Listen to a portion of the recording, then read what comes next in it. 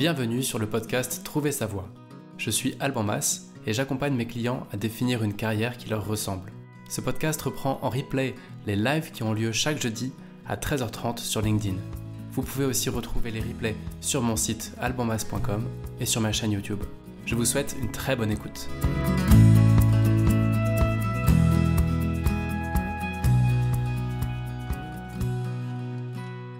Salut, bienvenue à toutes, bienvenue à tous. Ça passe vite, déjà 12 semaines avec les rendez-vous de 13h30. Je suis content de vous retrouver. Et aujourd'hui un peu à l'arrache parce que en fait, j'avais pas de thème pour aujourd'hui à proprement parler. Et donc j'ai eu envie de tricher un petit peu en vous partageant une lecture que j'ai faite cette semaine. Je sais pas si vous connaissez un média qui s'appelle Medium, qui est vraiment super intéressant pour tous ceux qui peuvent écouter, qui sont coachs, consultants, ou même peu importe le sujet d'expertise que vous avez ou les centres d'intérêt que vous avez. Medium, c'est vraiment top. C'est ce que vous voyez là sur le côté de l'écran. Et c'est un média qui coûte vraiment pas cher et qui permet d'avoir énormément de contenu sur des choses qui vous intéressent. Et moi, je trouve ça vraiment génial. Et on peut recevoir ça comme newsletter avec les contenus qui vous parlent. Et donc, pour en revenir à nos moutons, pourquoi est-ce que je triche un petit peu ? Eh bien, tout simplement parce que cette semaine, je n'avais pas vraiment de sujet, à part cet article-là que j'ai lu, que j'ai trouvé hyper intéressant, qui s'appelle le même nom que l'épisode d'ailleurs, 3 erreurs que les gens font quand ils pitchent leur idée. Alors moi, j'ai eu envie de transposer ça à la carrière, à des problématiques RH, des problématiques managériales. Mais l'idée, c'est de s'inspirer de ce que Jake Wilber nous dit, parce que c'est assez riche, c'est tout simple et c'est vraiment intéressant. Et donc voilà, c'est un peu la triche parce que c'est pas mon contenu pour une fois, mais j'essaierai d'y apporter un regard complémentaire, le regard carrière, on va dire, et puis des petites infos en plus pour quand même avoir un peu de valeur ajoutée. Mais c'était quand même l'occasion de parler donc de Medium, que je trouve être un média super intéressant. Alors, comme d'habitude, si vous rejoignez ce live, n'hésitez pas à mettre un petit commentaire. Ça me fait toujours plaisir de savoir qui est présent. Et donc, sinon, c'est parti. On va explorer ça. Je vais laisser, pendant tout le live, je vais laisser la fenêtre ouverte avec l'article. Parce que voilà, l'idée, c'est de faire honneur à cette personne qui nous a fait un super boulot, même si c'est tout simple. Et donc, voilà, étant donné que je vais juste traduire et travailler à partir de ce qu'il a fait lui, je trouve ça honnête qu'il occupe une plus grosse partie de l'écran et de le citer évidemment en commentaire. Alors, vous allez voir, ça casse pas 3 pattes à un canard, c'est juste quelques conseils de base, mais que moi, j'aurais bien aimé connaître au moment de demander une rupture conventionnelle ou demander une évolution ou négocier un salaire ou proposer un nouveau projet pour la BU dans laquelle je travaillais, etc., etc. Donc, je trouve que c'est vraiment intéressant, même si c'est très simple. Et c'est justement peut-être parce que c'est simple que c'est intéressant.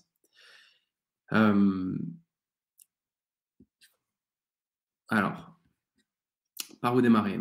Pourquoi est-ce que j'ai voulu sélectionner ce sujet comme méritant qu'on en parle dans un live sur des choix de carrière ?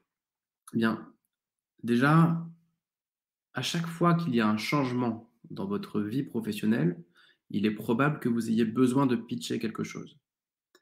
Que ce soit un besoin d'évolution, que ce soit un besoin de négociation de salaire, que ce soit le fait d'avoir été débauché par une autre boîte, mais vous avez un préavis de départ de 3 mois ou de 1 mois qui vous pose problème, ce qui fait que vous n'aurez peut-être pas le poste à cause du préavis.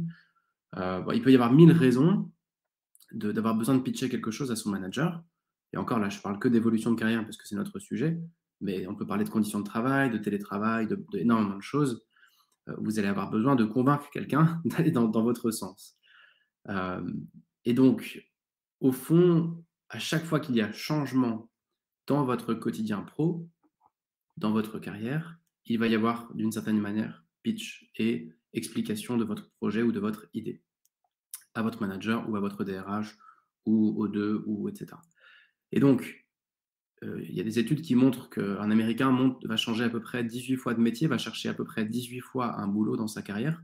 Je pense que c'est un peu extrême. Moi, faudrait regarder les études là-dessus, mais je pense qu'en France, déjà, on est amené à chercher une quinzaine de fois dans une vie un job, ou en tout cas à réfléchir à ces questions-là et à bouger. Donc ça fait quand même 15 occasions de devoir expliquer quelque chose, de devoir pitcher un changement, etc. Et ça peut être aussi à un prof, si on change de parcours académique, enfin, ça peut être beaucoup de choses. Donc, vu que ça arrive souvent et que ça arrive tout au long de notre carrière, je trouvais ça intéressant d'en parler. Et puis, j'avais envie de rajouter une petite anecdote qui est juste aussi de dire que la communication, c'est important, tout court, au-delà de, de nos enjeux personnels et de nos enjeux de carrière. Il y a une histoire qui m'avait beaucoup amusé il y a quelques années, je ne sais plus qui m'avait raconté ça, mais c'est l'histoire, je pense que c'est une histoire fictive, hein, mais c'est pour illustrer à quel point la communication est importante dans notre façon d'amener les choses. C'est l'histoire d'un moine qui va voir son supérieur, un moine qui fume et qui arrive pas à arrêter de fumer et qui est un peu embêté parce que bah, il a vraiment envie de fumer sa clope et, euh, et ça va pas trop avec la pratique spirituelle et donc il va voir son père supérieur et enfin je sais pas trop comment appeler ça d'ailleurs. Il va voir son supérieur et il lui dit voilà, est-ce que vous pensez que ce serait possible de fumer pendant que je prie, pendant que je médite? Donc là, évidemment, le père supérieur hallucine et lui dit: «Mais non, non, mais hors de question que tu fumes pendant que tu pries, pendant que tu médites». Et puis, il y a un autre moine qui vient pas longtemps après et heu et qui amène le truc un peu autrement. Il dit: «Bonjour père supérieur, est-ce que quand je fume, ça vous embête si en même temps je prie un peu et je médite un petit peu?» Voilà. Et inversement, le père supérieur dit: «Oui, non, quand tu fumes, tu fais ce que tu veux et c'est super si tu médites et si tu pries».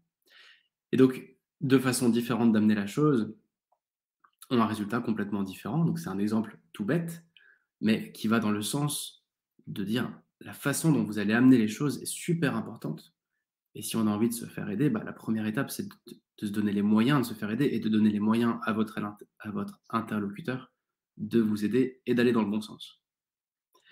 Donc, pour en revenir à cet article-là de Jake Wilder sur Medium. En fait, lui, il nous raconte comment il a complètement raté une présentation où il présentait une nouvelle idée pour faire évoluer sa boîte. Enfin, il est salarié dans une entreprise, il présente une idée, il fait son petit PowerPoint comme certains d'entre nous ont eu l'occasion d'en faire peut-être quelques-uns. Et donc, bah, il pitch son truc qui lui paraît être vraiment une bonne idée pour la boîte. Et puis, il voit bien que les gens s'en balancent complètement. Et à la fin, quand il termine, c'est assez marrant la façon dont il le raconte, mais il voit bien qu'il n'a pas marqué de points, quoi. Non, c'est un énorme échec. Et donc, il nous raconte comment il a raté ça. Et donc, ce qui est dommage, c'est qu'au lieu d'obtenir du soutien et de faire avancer l'entreprise dans la bonne direction, dans une nouvelle direction, bah, son argumentaire est tombé complètement à plat. Et donc, l'idée phare de cet article, c'est de dire le public n'a pas à s'adapter à votre message. Votre boss, si je transpose, n'a pas à s'adapter à ce que vous allez lui apprendre ou lui apporter. C'est à vous d'adapter le truc en amont pour qu'il puisse l'entendre et le recevoir. Et c'est un peu l'idée phare donc de cet article-là. C'est sur ça qu'on va travailler. Donc, revenons au point de départ. Le brief, c'est convaincre un manager, un DRH, ou peu importe qui, d'un besoin de changement dans votre carrière. Donc ça peut être besoin de plus de souplesse, besoin d'évoluer vers une nouvelle mission, besoin d'évoluer horizontalement, verticalement, besoin d'obtenir une formation, besoin de partir, besoin de faire un congé sans solde, besoin de négocier sa rémunération. Enfin, bref, au fond, quel que soit le sujet que vous allez amener, vous allez vous retrouver dans cette situation où vous avez quelqu'un en face de vous bah, qui a sa vie, qui a ses contraintes et qui n'a pas spécialement l'intention de se laisser convaincre si facilement, et notamment qui connaît rien à votre problématique. Donc, l'auteur nous donne 3 grandes erreurs qu'on a tendance à faire et qu'on peut éviter assez simplement. Erreur numéro 1, c'est de ne pas avoir convaincu votre manager du problème.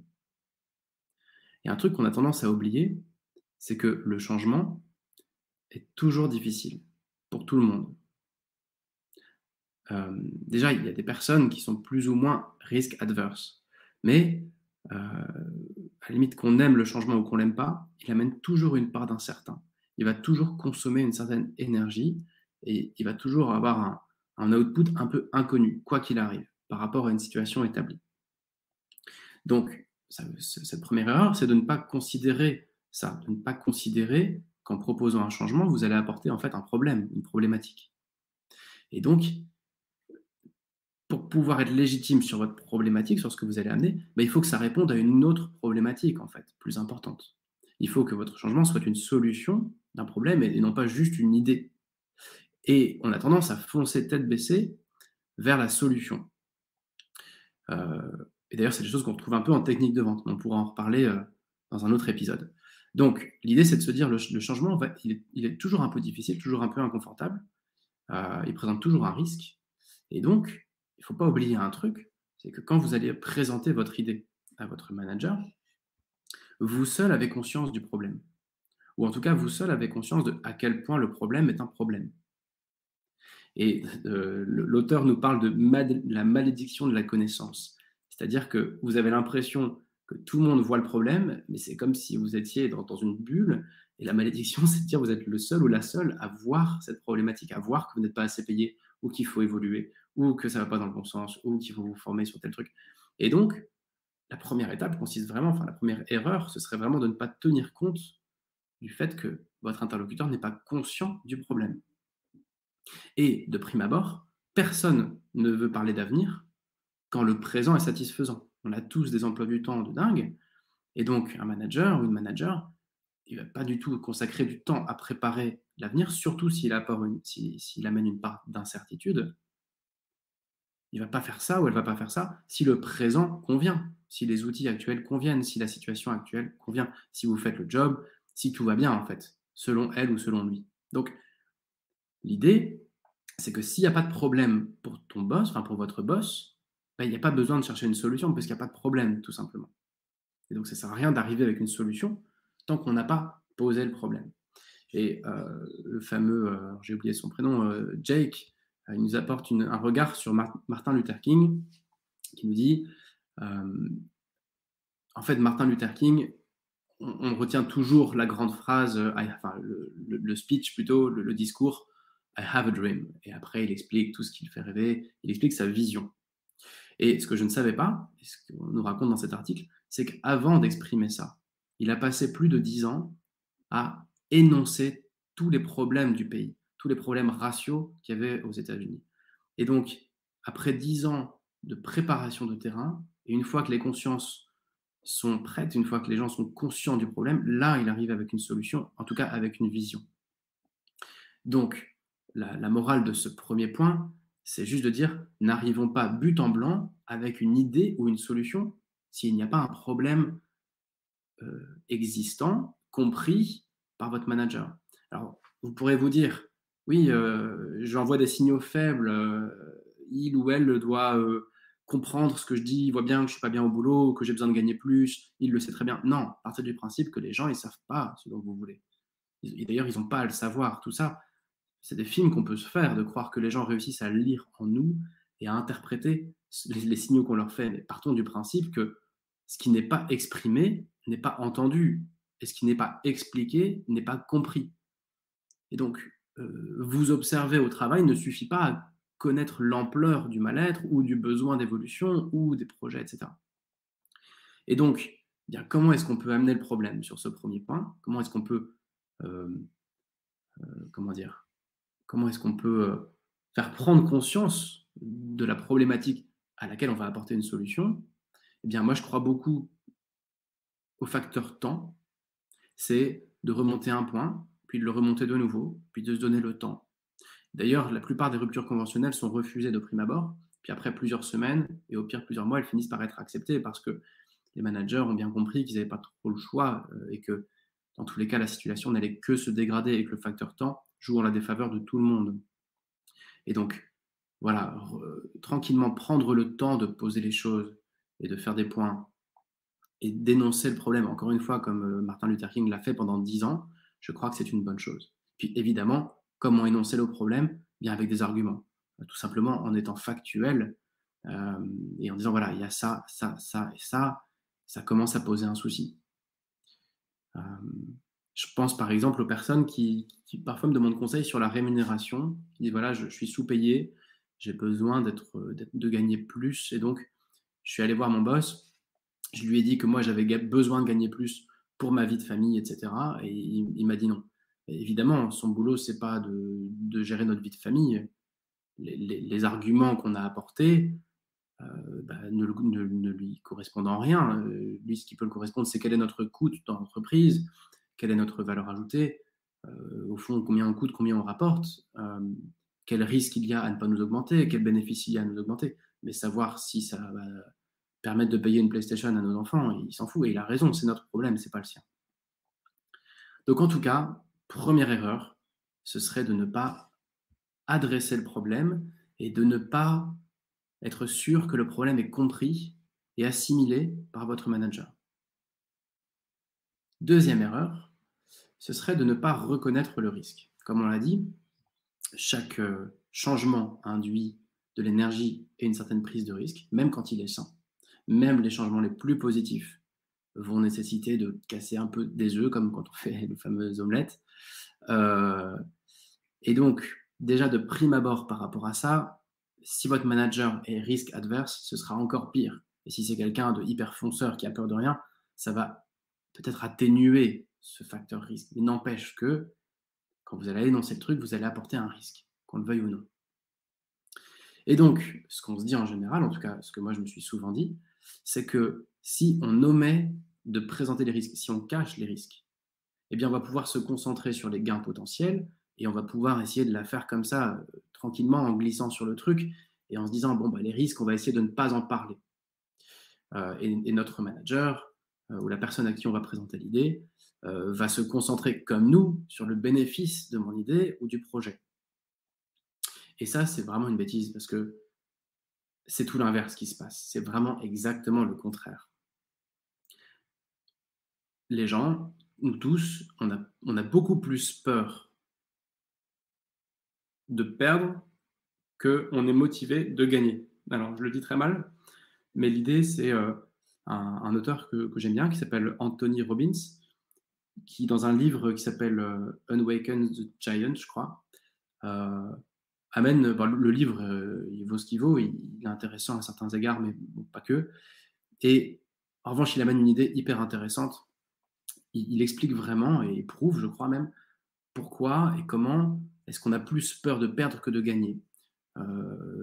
L'exemple, je crois que c'est si on vous propose de gagner, je ne sais plus trop, mais 10 000 euros dans 3 mois, mais avec un risque de 20% de tout perdre, enfin de perdre 3 000 euros, par exemple, versus gagner 2 000 euros avec aucun risque, quasiment tout le monde prendra la version sans risque. Parce qu'on a beaucoup plus peur de perdre ce qu'on a que d'aller chercher quelque chose qu'on n'a pas. Bon, y a plein d'études hyper drôles qui prouvent ce truc-là. Mais bref, c'est pas le sujet de cet épisode. Et donc, on a beaucoup plus peur du bâton qu'on est attiré par la carotte. Et donc, bah, nos managers, ils sont comme ça, ils sont humains comme nous. Et donc, directement, que vous le vouliez ou non, que vous présentiez les risques ou que vous ne les présentiez pas, immédiatement, son cerveau va se mettre à identifier les risques et il va même pas écouter vos arguments pour, parce que lui, il va être focus sur le danger, sur la perte, sur le risque que vous allez amener. Donc par rapport à ça, l'auteur nous parle de Jeff Bezos qui, dans une lettre aux actionnaires, je ne sais plus trop quand, expliquait qu'il y avait deux types de décisions. Les décisions qui ferment des portes de manière irréversible et les décisions qui, au final, sont réversibles, permettent un certain backup ou en tout cas de venir ajuster un petit peu les résultats, de faire marche arrière si besoin, en tout cas marche arrière partiellement. Donc des décisions qui sont binaires et d'autres décisions qui permettent un petit drawback si on se rend compte que ce n'était pas la bonne décision, avec des backups, quoi.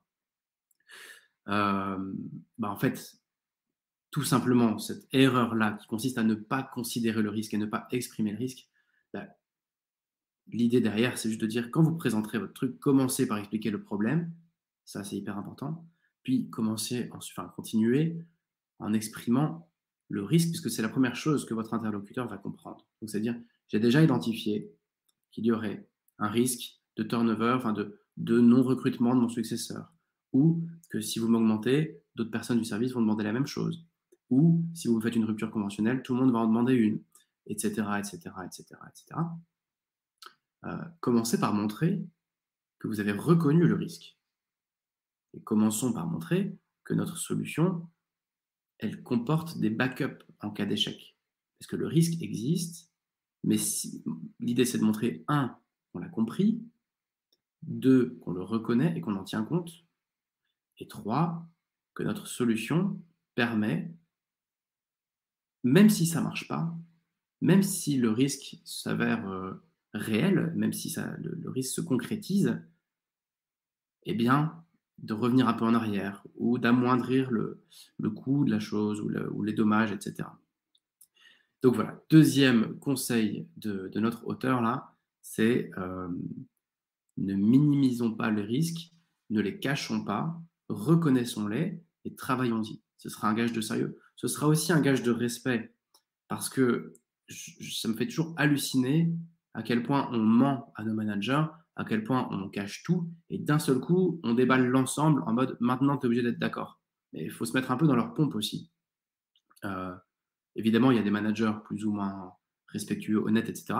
Mais j'ai l'impression quand même qu'aujourd'hui, on est devenu super sévère. C'est-à-dire qu'au lieu de présenter un problème, les risques, de partager une idée, etc., on dit rien, on bloque, on bloque, on bloque, on se monte la tête tout seul, peut-être avec deux, trois collègues, et d'un seul coup, on arrive avec boum, voilà la solution, et démerde-toi avec ça. Et donc, c'est pas si étonnant qu'au final, ça bloque, quoi. Bref, je m'égare un peu, mais le deuxième point, c'était de reconnaître le risque. Et ça va permettre aussi, si vous reconnaissez le et les risques, ça va vous permettre de faire ce qu'on appelle du déminage d'objection. C'est-à-dire qu'avant même que votre manager n'aille objecter, oui, mais attention, si je fais ci, si je fais ça, il ne pourra pas le faire parce que vous l'aurez déjà fait à sa place. Et donc, eh bien, en fait, ça, pour le coup, c'est une technique de vente toute bête, mais voilà, il n'y a plus d'objection possible quand on a déjà en amont déminé les objections. En tout cas, les objections qui restent sont des vraies objections et non pas des objections de défense pour se cacher un peu derrière son petit doigt en disant oui, mais attends, il y a ci, il y a ça, il y a ça. Non, toutes ces objections qui sont un peu bullshit, eh bien, vous les aurez déjà, toutes celles qui ne sont pas hyper sérieuses et vraiment risquées, vous les aurez déjà déminées en amont.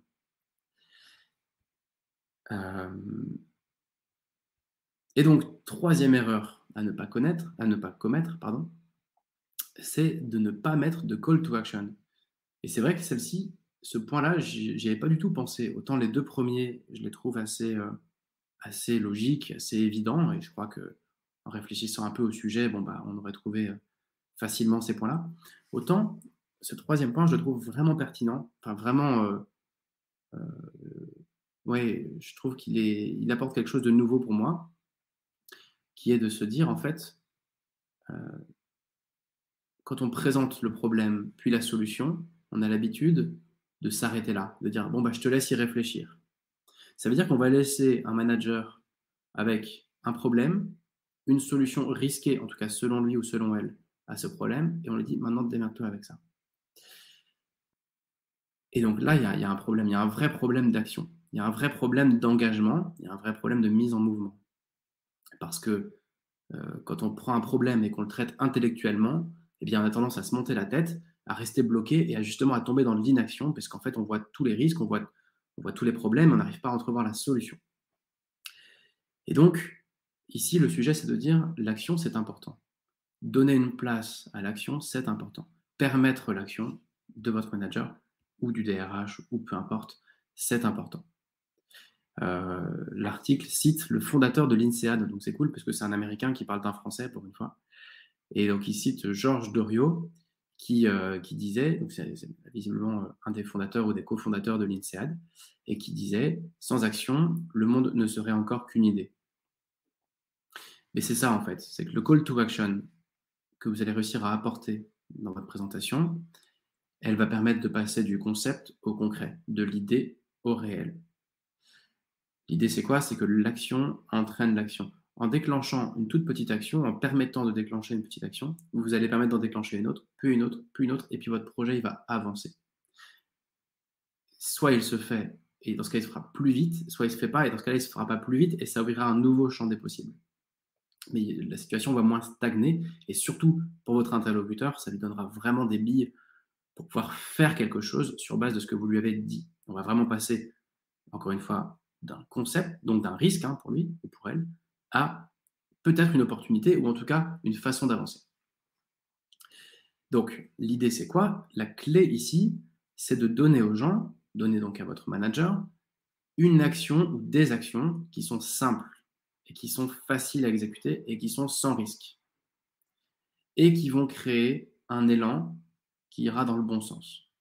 Donc c'est de mélanger quelque chose qui n'est pas risqué avec quelque chose qui va dans le bon sens par rapport à votre idée.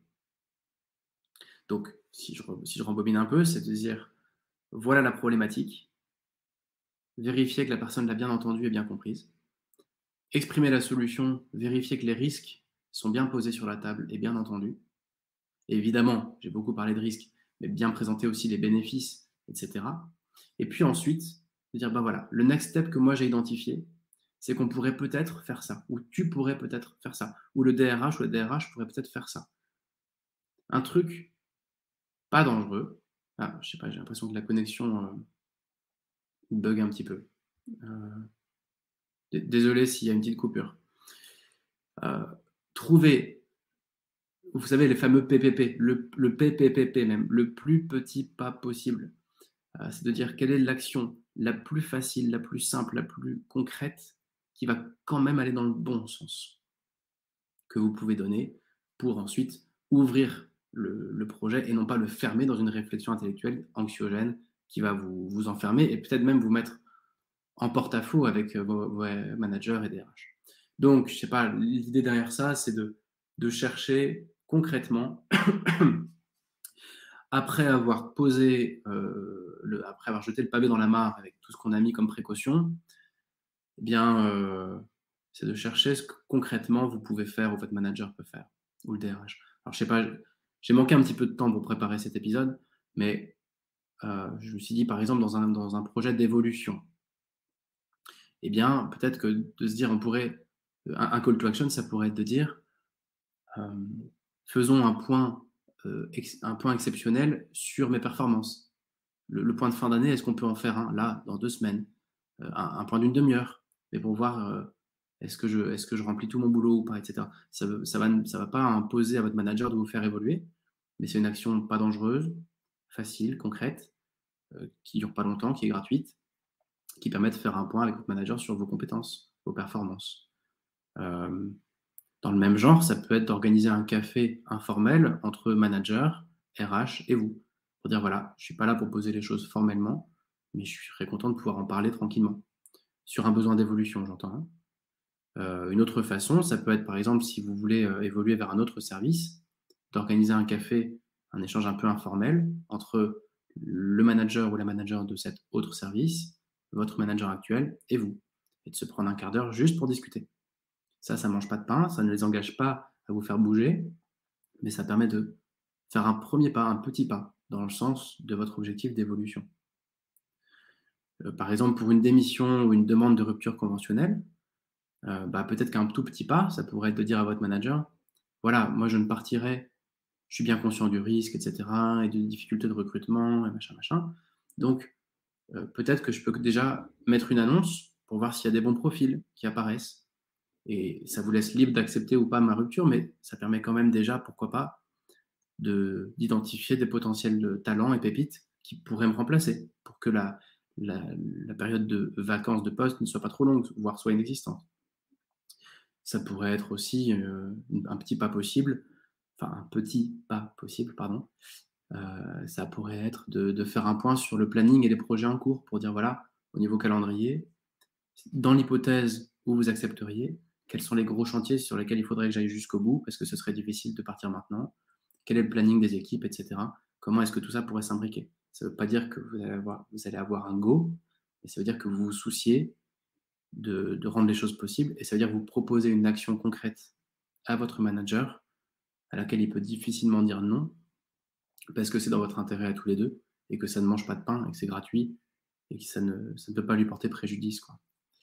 Je sais pas, je me disais aussi, par exemple, dans le cadre d'une demande d'évolution de salaire, une petite action, un petit call to action possible, eh bien, ça peut être juste de faire un point sur la convention collective ou les grilles de salaire, mais sans être dans une posture de combat, quoi, de négo. C'est juste de dire, est-ce qu'on peut faire un point? Juste pour objectivement poser les choses. Ça peut être aussi alors, par exemple, pour un commercial, de calculer la valeur nette. Dire, est-ce qu'on peut faire un point sur vraiment combien je coûte, combien je rapporte, et ça m'aidera à y voir plus clair. Et à partir de là, peut-être qu'on ira chercher d'autres idées, quoi. Mais tout ça, ce sont des petites actions, encore une fois, plus ou moins faciles à implanter, mais qui ne sont pas dangereuses pour votre manager. Et donc, je suis bien conscient qu'elles sont toutes plus nulles les unes que les autres, ces idées-là. Mais ce que je voulais vous dire, c'est, après avoir planté le décor de la problématique, après avoir déminé les risques et avoir présenté les bénéfices de votre décision pour vous et pour la boîte, eh bien, n'oubliez pas de présenter une action qui peut engager votre manager de façon safe et aller quand même dans le bon sens pour vous. Plutôt que de fermer le truc en mode, voilà, t'as 10 jours pour me dire ce que t'en penses, sinon je claque madame, quoi. Déjà parce que vous le ferez pas, et, et ensuite parce que ça sert à rien de muscler le jeu comme ça, sauf quand vous êtes dans une situation toxique, bien sûr. Voilà, bah disons que il est 14h00, j'ai jamais été aussi bon sur le timing. N'hésitez pas à commenter avec vos expériences. Moi, je vais rajouter le lien de cet article sur LinkedIn. Voilà, j'espère que c'était cohérent. J'avoue que j'ai pas énormément préparé ce live, mais j'espère que ça vous a aidé. N'hésitez pas aussi à me contacter en direct. Il y a des personnes qui parfois me contactent juste pour un conseil ou autre. Voilà, bah, n'hésitez pas, c'est toujours un plaisir d'échanger, que ce soit via commentaire ou même en direct, quoi. C'est toujours riche des deux côtés. Donc voilà, n'hésitez pas. N'hésitez pas aussi à me partager des personnes que vous aimeriez voir au micro, que ce soit des entreprises, des personnes, des spécialistes ou autres. Voilà, j'ai quelques idées d'invités à remettre au micro. Là, j'ai beaucoup parlé ces 2 derniers mois, mais j'aimerais bien remettre un peu des invités au micro pendant les lives. Donc n'hésitez pas à me présenter des projets, des profils, des personnes qui peuvent être inspirantes sur différents sujets. Et en attendant, eh ben, je vous souhaite de vous éclater dans vos carrières. Et puis, à la semaine prochaine.